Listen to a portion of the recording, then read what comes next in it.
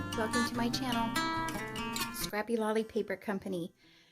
This little series that I'm doing here is just to encourage those of you who are beginners and want to join ATC, Rolodex, journal card, anything like that type of swap, but you're afraid to because you're a beginner and you're afraid your work is not going to be like everyone else's. And luckily, your work is not going to be like anyone else's, and that's the best part. But I wanted to show really quick ATCs that can be done without the stress of worrying about, is it cute enough, is it good enough, that type of thing. And from these very basic ATCs, you can learn to embellish, to add more. You'll develop a style. And I just want to encourage you to click that button that says, yes, I want to join, and then go through the butterflies that I'm sure everybody else does too. But it is so fun to not only send your work to someone, but to receive the work of someone else. And they come from all over. And you'll start your collection as well, and you'll see how much fun it is. And so just wanted to show that with a little bit of paper, you can make really cute ATCs, and it doesn't have to be stressful. So I have a bunch of cards, and in the other two videos you'll see I shared that I have these already cut up. So when I'm doing a project and there's just a little bit of paper left over, then I save those for ATCs. And if it's thin paper, I just put it onto some cardboard or watercolor paper to make it sturdy enough to be an ATC. So you don't have to have scrapbook paper. You can cut images out of a magazine. If you go through a magazine with a little template and you see curtains or even like quilts, things like that in your catalog or a magazine, or even like a landscape or something like that, if you'll just hold your card up, and you'll be able to like see what shows in your magazine and what you can use for a background. And you'll be amazed at what you find in a magazine that makes a wonderful background. There's so many different colors and images and styles in a magazine that's an easy place to find background paper for your ATCs or your Rolodex or journaling cards. So it doesn't have to take a lot of money. You don't have to have the latest and greatest. As you grow and as you're able to, getting all those little goodies is a lot of fun. But I love seeing what I can do with what I have. And some of these papers I've had for a long time, so I just want to use them up. If you do have papers, book pages, anything like that, the more you add to it, the prettier they get. And it also, with everything that you do, like, okay, I've cut out my cards, that was a win because they turned out pretty just like that. I picked just the right part of the page. And then once I add some ink, that's going to not only level up my card a little bit, but my confidence, right? Because, hey, that looks pretty cute. I like it. Don't have to have vintage, you don't have to have ink. You can use a marker. You can use crayons, just rub them on there, kind of rub them off a little bit. I said in one of my other videos, you can put crayon on here to add a texture. If you're doing more of a mixed media type card, you can even melt wax to make an element on your card. Just want to be very careful with that. See if I can zoom in a little bit. All right. Mostly what I just want to get across is that it doesn't have to be difficult. In the other two videos, you'll see that I took these stickers that are normally used for addresses, things like that, that I bought at Dollar Tree, and I had the cards already made up, and then I found the stickers for cooking. And then in the same paper pack, I found these words were on here, and so I cut the words out, added some stickers. So in this little series, I just want to be able to show you really quick ATCs, and as you learn the basics, you can add what you think would go with it. I have a glare here. You can learn to add background papers, words, things like that. The more you learn the basics, the more confident you get, and then you'll learn to put on additional elements. So I'm going to just, not going to stress over this. I'm not going to spend a lot of time thinking about it. I have things kind of just sitting around here, and I wanted to show you how you can use that. So of course, I'm going to use the butterflies and see if we can pick out really pretty ones.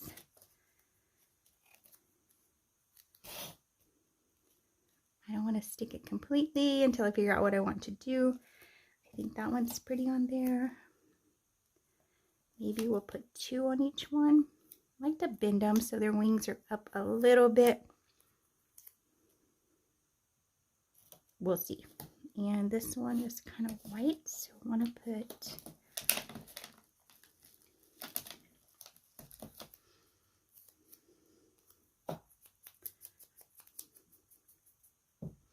when I first started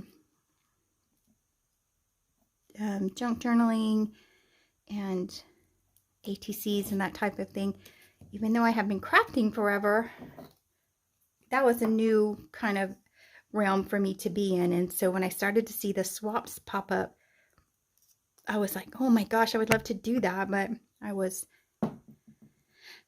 just worried that my work wasn't good enough and that I hadn't learned enough. But then the more you watch people and they tell you don't have to be that elaborate, as you learn more, you get more confident, then you can elaborate more, add more, make your ATCs, you know, something completely different than when you were a beginner. And so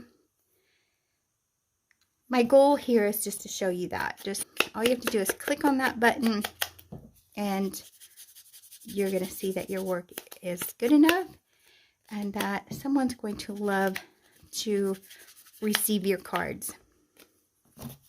And the fun part is that you will also be receiving, and you'll get to see the works of other creatives and what they've done. And when you say ATC, you have a different style and look for every person who has created one.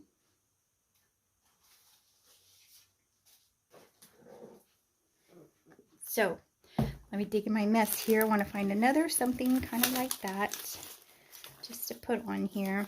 But if you don't have this bucket of stuff that just needs to be organized really bad, again, go into your catalogs, go into your magazines, your old books, and find those images, background papers, words.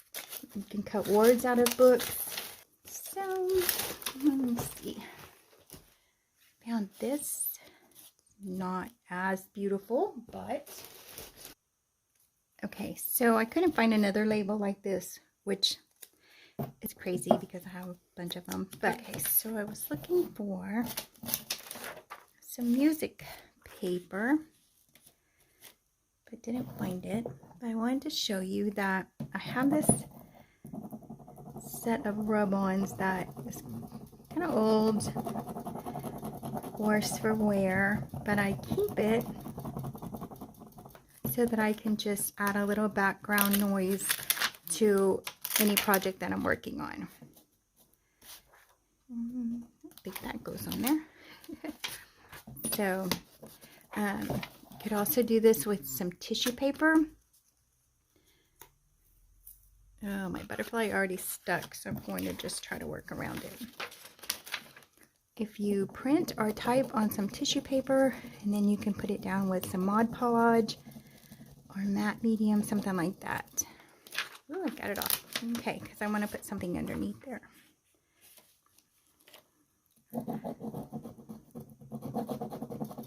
So I don't necessarily need to see all of these words, just want to see the color in the background. Sorry, I'm sure I'm shaking the camera. So that's an easy way to get a little more interest in the background of your project, no matter what the project is. Here, this is Dollar Tree butterfly. Actually, it was layered and I pulled the top layer off, but you could put this, kind of offset from your butterfly up here, just add a little depth and a little more interest there.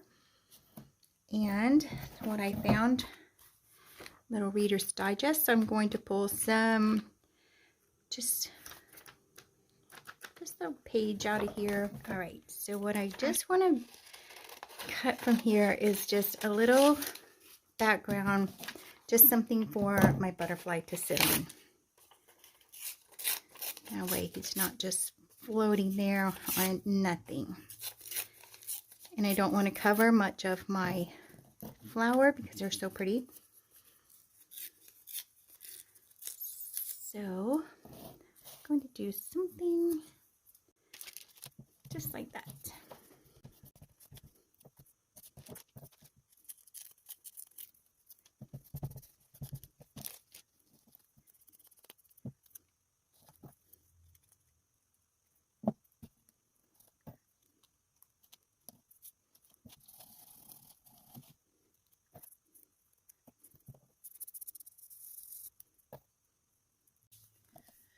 Okay, so I love this idea.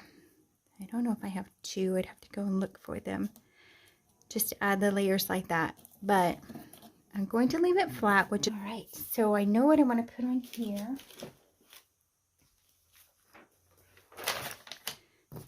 And then I had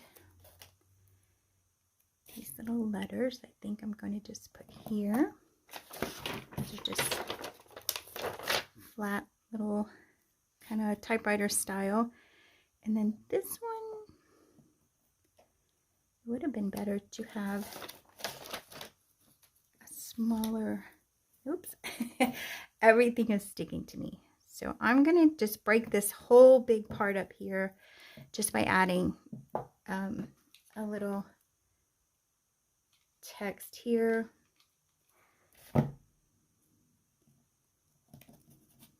Just to give it the illusion that I have less space there, because I like how that one turned out.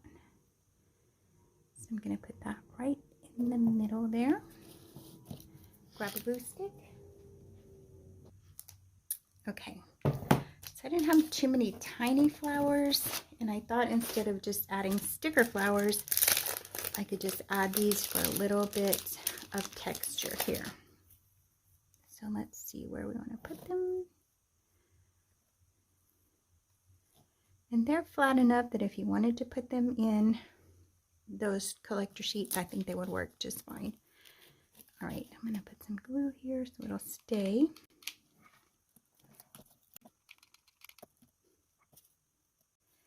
Just remember that your style is not like anyone else's, and their style is not like yours. And so when you're afraid to put things down or afraid to glue things, and that it may not be what everybody else likes, just remember that it's yours. And your style is definitely going to be different than everyone else's. But what that brings to the table is enjoyment for everyone else, because they get to see your style. When I see other people's style and I think, oh my gosh, that's so beautiful, would I have ever thought of that? The answer probably is no, but the idea, even if we say ATC cards, we're all going to do them different, right? And that is the joy of the swap, is just to see all the different styles. And as you do more ATCs and Rolodexes and all of those things, you're going to find your style, whether it be grungy, happy, bright colors. You can normally tell my work. It normally has yellows, oranges, reds, normally kind of vintagey or grungy, messy, you name it, kind of style. So anyway, my intentions here are just to show you, I've probably repeated myself, that it's not hard to make an ATC, and as you grow and get more confident, then your cards grow and become more with each card you make.